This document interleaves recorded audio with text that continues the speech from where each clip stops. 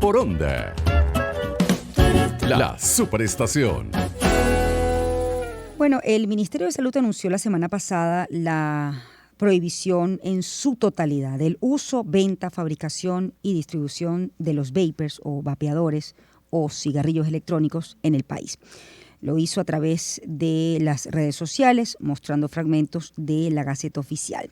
He querido tocar más allá, desde el punto de vista, diría yo, prohibitivo o punitivo, la arista de la salud, ¿no? Con respecto a los vapers. ¿Qué se sabe realmente de alguna manera, el alcance que pueda tener o el daño que pueda hacer los vapers en nuestro organismo? Y para ello he buscado, diría yo, al mejor, Sadia Benzaquén, uno de los 3 médicos venezolanos, parte de la lista Top Doctors 2023 en los Estados Unidos, mejor residente en la carrera de medicina interna en la UCB, con una puntuación superior al percentil 99 en el examen de cuidados intensivos y pulmonares.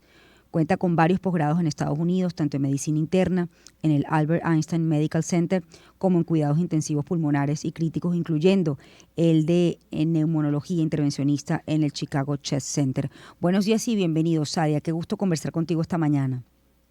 Muchísimas gracias, Shirley, por tenerme una vez más en tu programa. Un honor para mí. Por favor.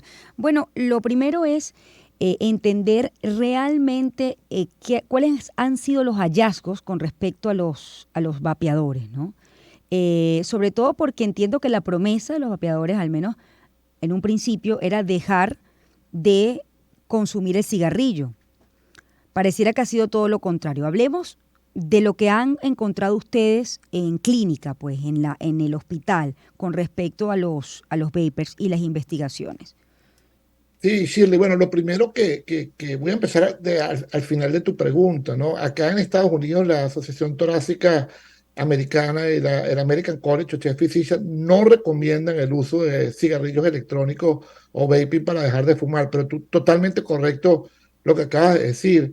Empezaron los cigarrillos electrónicos y los vaping como una idea de tratar de dejar de fumar. La idea era, y para que la gente tenga una idea, los cigarrillos electrónicos y los vaping son muy parecidos. Los cigarrillos electrónicos los usas una vez y los desechas, y los vaping los puedes, pues tienes cartuchos que los puedes, reservorios que los puedes refill, que los puedes llenar de nuevo.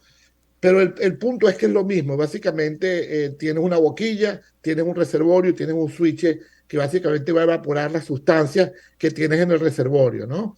Ahora, originalmente se empezaron a utilizar con concentraciones muy grandes de nicotina, con la idea de dejar de fumar, pero el problema es, para que la gente entienda, normalmente el cigarrillo tiene la nicotina y el alquitrán. La nicotina es lo que hace la adicción al cigarrillo. Y lo que pasó particularmente con los cigarrillos electrónicos que se introducieron al principio y luego con los vapeadores, es que se utilizaban concentraciones muy altas de nicotina. Y la nicotina puede tener problemas de salud como hipertensión, puede tener problemas inclusive de insomnio, puede tener problemas gastrointestinales, puede tener problemas inclusive hasta de convulsiones. Entonces se utilizaban concentraciones muy altas de nicotina. Y por otro lado, se empezaron a mezclar con diferentes cosas. O sea que no tenía, y uno no podía saber. Si tú te metes ahorita en Google y colocas vaping, vas a tener cientos de vapeadores con diferentes mezclas, diferentes sabores, y ahí es donde viene el problema. No está totalmente bien regulado.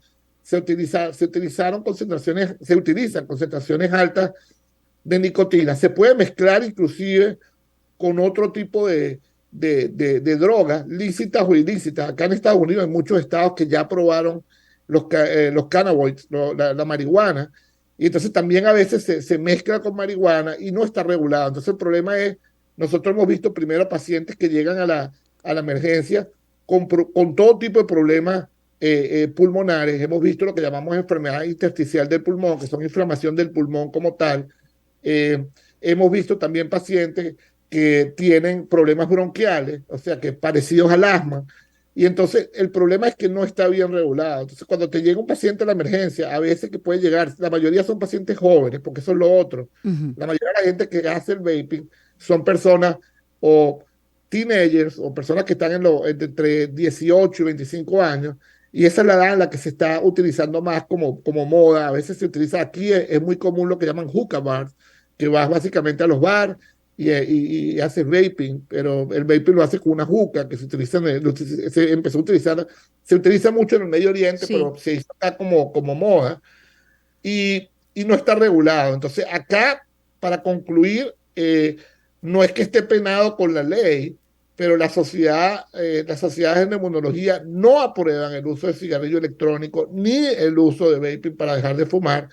Y nosotros hemos estado abocados con las autoridades para tratar de regularlo, para tratar de, ok, si te vas a utilizar este vape y saber exactamente qué es lo que te está introduciendo al cuerpo, porque a veces no es el problema de la nicotina o la marihuana, también es lo que tú estás mezclando con esa nicotina o marihuana para darle el sabor que puede afectar el pulmón, puede producir lo que llamamos una inflamación química por ya sea por la droga o por lo que le estás mezclando, y produce lo que llama una neumonitis química, ¿no? Y a veces puede ser leve, a veces puede ser fatal. O sea, yo he visto pacientes, sobre todo jóvenes de edad media, en terapia intensiva por estar vapeando.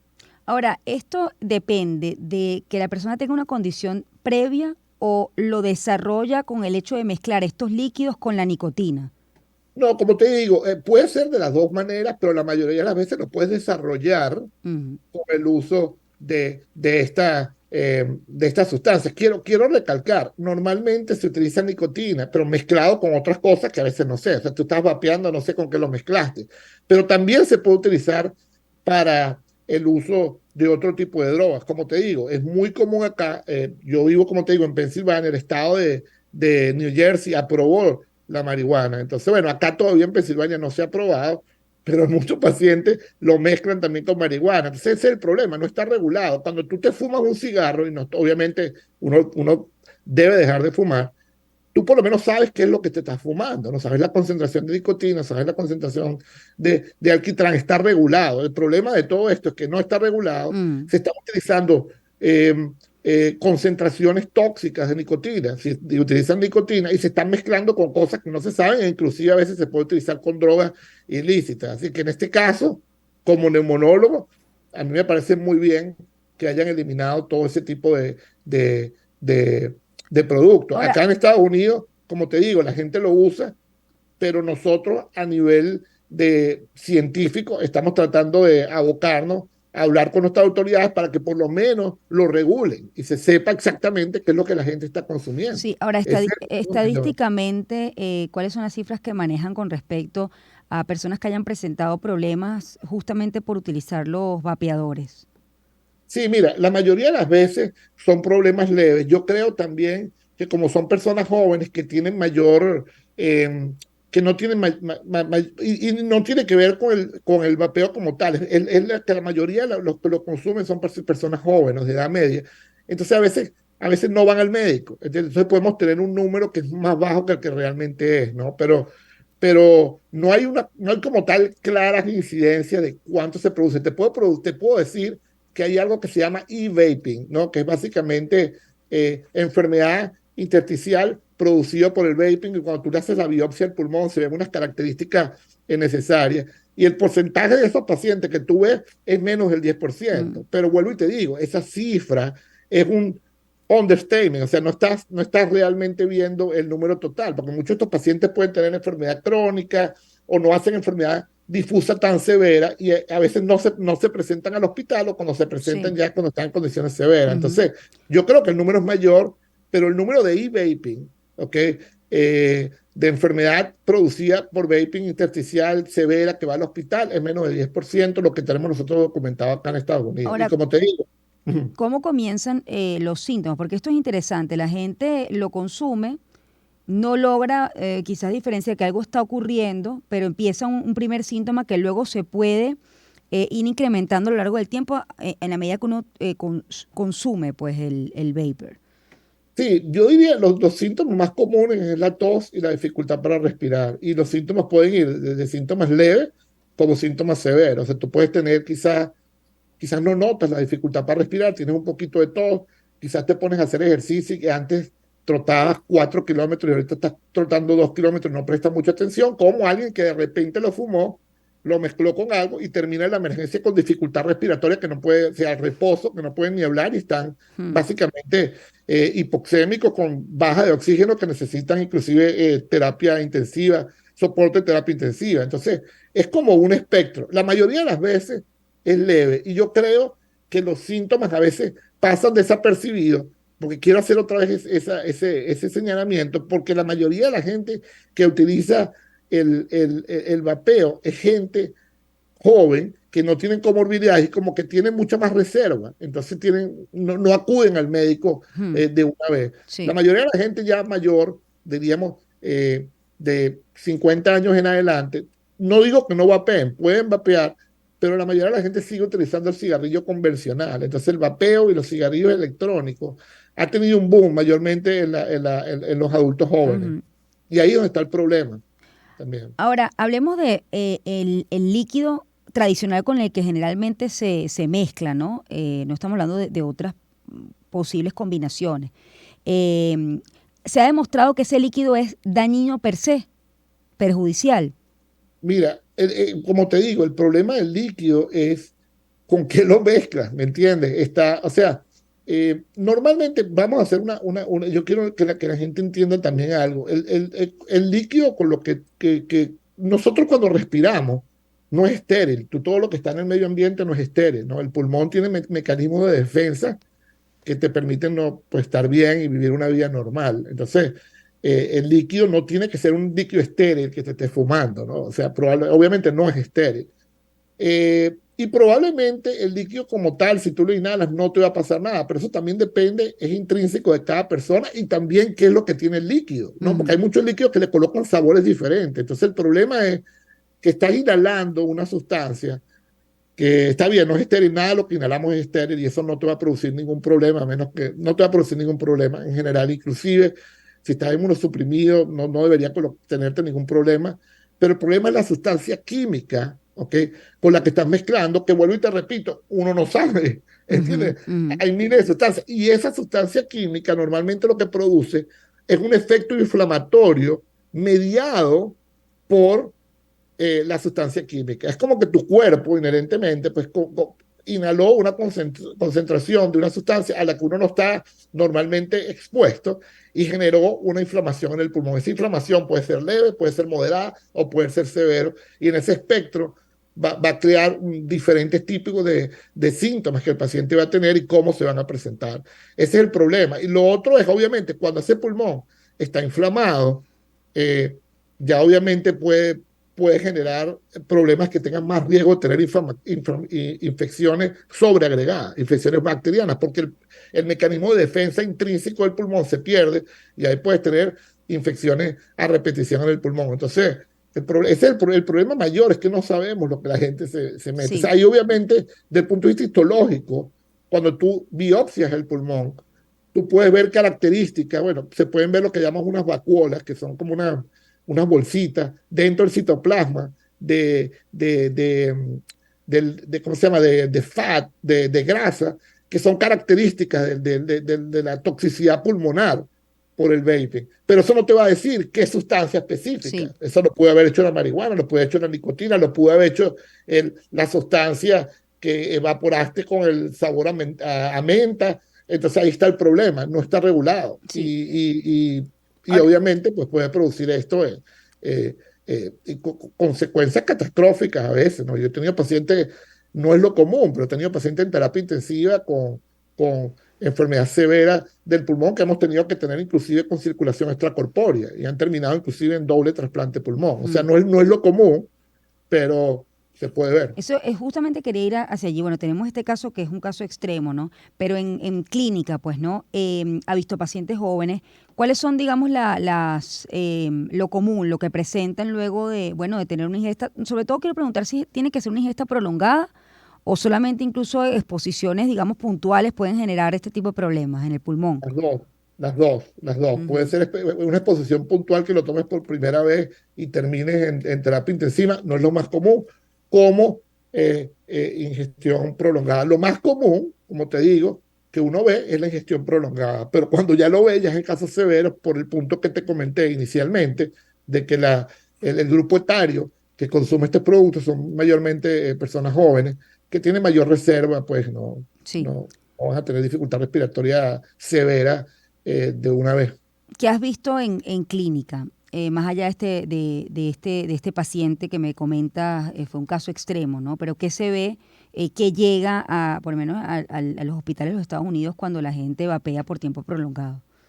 Sí, mira, la mayoría de las veces que uno ve en la clínica, ya esto no es la emergencia en el hospital, son pacientes que vienen, que pueden tener dificultad respiratoria leve, que pueden tener tos, y cuando uno les hace las pruebas de funcionalismo pulmonar, lo que uno ve puede ver quizás un patrón restrictivo o obstructivo leve en la prueba de funcionalismo pulmonar, y en las tomografías, pues puedes ver todo tipo de cambios, ¿no? Nosotros podemos ver lo que llamamos un patrón de bronquiolitis respiratoria por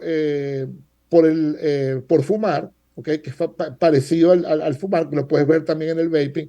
Puedes ver consolidados pulmonares o enfermedad intersticial pulmonar leve, moderada. Si llegan a la clínica, probablemente es leve, Ujú. moderada. Y bueno, y ahí obviamente cuando tú ves eso, normalmente la tomografía te puede dar ya más que la radiografía probablemente va a estar la normal, pero la tomografía de alta resolución es el estudio que te puede ya orientar cuando tú haces la historia, que están vapeando, qué es lo que está sucediendo, y muchas veces lo único que tienes que decir es dejar de fumar, dejar de hacerlo, Ujú. y probablemente van a tener una vida normal, ¿no? Bueno, No vas a necesitar llegar a una biopsia o algo de eso. creo que has dado con el punto. Hay mucha gente que efectivamente lo quiere dejar, pero no puede dejarlo. A mí me parece interesante hablar un poco, porque llega un punto en que la gente tiene la disposición, puede tener la voluntad, pero llega un punto que te manifiestan que realmente no pueden hacerlo, porque hay una adicción, que es la adicción a la nicotina, ¿no?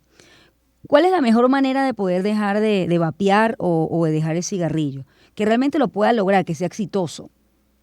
Mira, como neumonólogo te puedo decir que una de las adicciones más severas y difíciles a veces de manejar es la adicción a la nicotina. Y no es fácil. Y tú puedes leer libros que van desde terapia convencional hasta hipnosis, ¿no? Pero desde el punto de vista médico, hay medicinas que te pueden ayudar, ¿ok? Acá en Estados Unidos está lo que llamamos el Chantix, que es una medicina que actúa a nivel del sistema nervioso central, que básicamente actúa a nivel de los receptores nicotínicos cerebrales. Normalmente es bastante segura, es de hecho la medicina que tiene mayor efecto para tratar de dejar de fumar, Ujú. se llama Chantix, eh, y tiene efectos leves. La mayoría de los efectos es que tienes pesadillas, ¿no? Sueños indeseables. Ujú. No se recomienda andar en pacientes que tengan depresión severa porque puede inducir el suicidio, pero es raro, ¿no? De depresión leve, si lo usa y el paciente no tiene idea de suicidio, lo puede utilizar. Puedes utilizar también lo que llamamos el Wellbutrin, que es una medicina también que se puede utilizar para la depresión. También funciona bastante bien, pero ahí también hay que tener cuidado en pacientes con depresión severa e ideas de suicidio. Y luego tienen los productos de nicotina, ¿no? Los parches de nicotina, puedes tener spray. ¿Funcionan los parches de nicotina?